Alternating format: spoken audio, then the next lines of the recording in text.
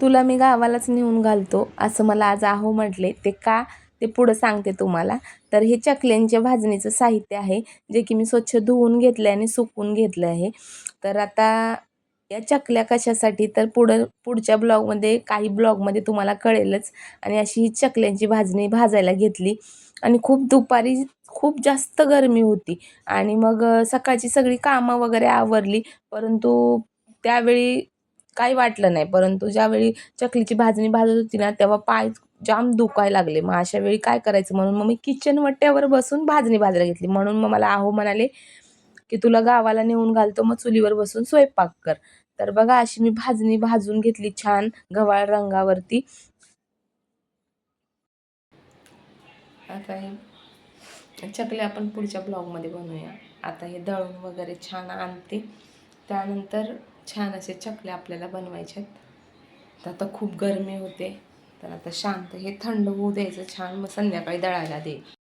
दुपारी खूप जास्त गरमी होत होती, त्यामुळे मग आता काल मी दही लावलं होतं छान असं. आणि दह्याची रेसिपी पाहिजे असेल तर आपल्या चॅनलवरती अपलोड केलेली आहे. तर गॅलरीमध्ये छान असा बघा पुदिना लावलेला आहे. तर तो खूप हिरवा आणि खूपच छान आहे. तर उन्हाळा असूनही म्हणजे याची पानं वगैरे सुकत नाहीत. तर उन्हाळ्यासाठीच असेल म्हणून की काय काय माहीत नाही.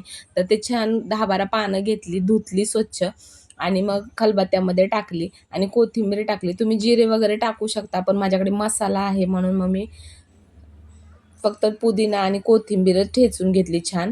आणि मग जेवढं पाहिजे तेवढं दही घ्यायचं आणि त्यामध्ये मस्त पुदिना आणि कोथिंबीरची पेस्ट टाकली. हिरवी मिरची पण टाकू शकता, पण मी तिखट नको बोलली म्हणून मग मी नाही टाकलं. आणि छान असा हा मसाला आहे, तो मसाला टाकून घेतला. तर याला कोणता ब्रँड वगैरे काही नाही आहे, तो असाच आणलेला आहे दुकानातून आहोंनी. आणि छान असं घुसळून घेतलं बघा.